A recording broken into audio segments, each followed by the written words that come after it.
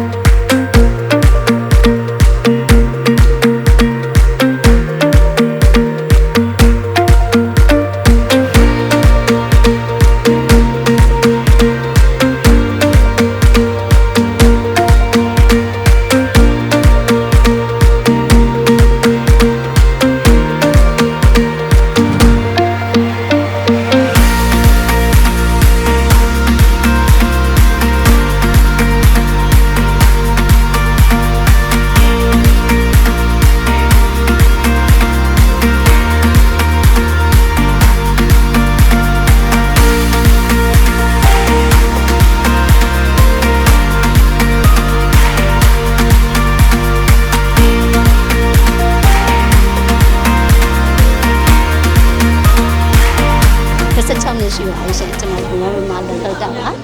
ဒီ6လပိုင်းဆိုရင်ကျွန်တော်12နှစ်ပြည့်ပြီ9လပိုင်းဆိုရင်တော့12နှစ်ပြည့်ပါတော့ရှင်Yoma Bank က97ကစ join ပါတယ်29နှစ်ကျော်ပါပြီကျွန်တော်23နှစ်လောက်ရှိပြီ32နှစ်မြောက်မှဒီနောက်နှစ်ပေါင်းများစွာ Yoma Bank ဒီတက်ပို့ပြီးတော့အောင်မြင်ပါစေဝန်ထမ်းအားလုံးလည်းပျော်ရွှင်ပါစေ customer တွေအတွက်တကယ်အားထားရရဲ့ local bank တစ်ခုဖြစ်ပါစေလို့ဆုတောင်းပေးပါတယ်ရှင်နောက်ထပ်လည်းနှစ်ပေါင်း30မှဒီနှစ်ပေါင်းရာကျော်အတိုင်းပေါ့နော်ဒါမြန်မာနိုင်ငံရဲ့စီးပွားရေးကိုထောက်ကူပြုနိုင်တဲ့ဘဏ်တစ်ခုဖြစ်ပါစေလို့ဆုတောင်းပေးပါတယ်